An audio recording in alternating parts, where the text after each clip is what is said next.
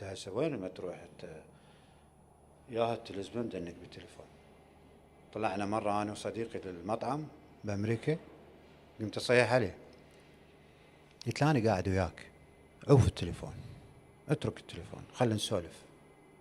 هسه أكثر العوائل نفس البيت قاعدين وكل واحد تليفونه مدنك بتليفونه والتلفزيون يشتغل. ليش هجر التلفزيون هسه؟ مع العلم التلفزيون كان هو الجامع للعائلة، يجمع العائلة كلها، لما يطلع مسلسل كل العائلة تجتمع. هسه صار كل بنا عنده التلفزيون مالته. وهذا الاختيار برؤية الأشياء هو جيد ومو جيد. أنت يعجبك اليوم تشوف فلان فيلم هسه طلع، بس لما كان أكو مسلسلات تعرض في أوقات معينة احنا نعرف هذا المسلسل راح يطلع بهذا الوقت، ويوميا تعرض حلقة مثلا من عنده.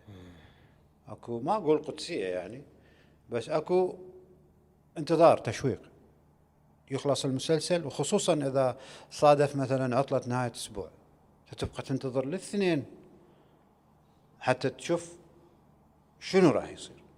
وهذا كله مو هذا له كله انعكاسات على العائلة. طبعا هسه حتى الانتظار ما له قيمة، ماكو قيمة، هي قيمة لا أحد ينتظر الآن، كل شيء تريده قبل بالتليفون.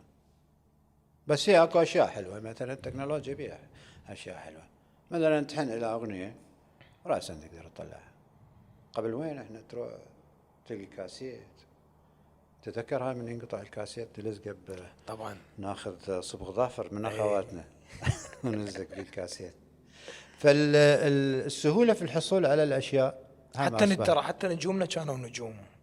اي طبعا، يعني انا لسه اتذكر ديفيد بيكهام، مايكل اوين، رونالدو. اي كانت البوسترات انا الكنتور كان تفتح الكنتور تلقى البوستر. هسه ذاك بالبيت صورته موجوده دائما. احنا نشأنا في فتره الثمانينات لما العراق صعد الكاس العالم للصور الرياضيه، صوره المنتخب مقدسه يعني كانت عندي.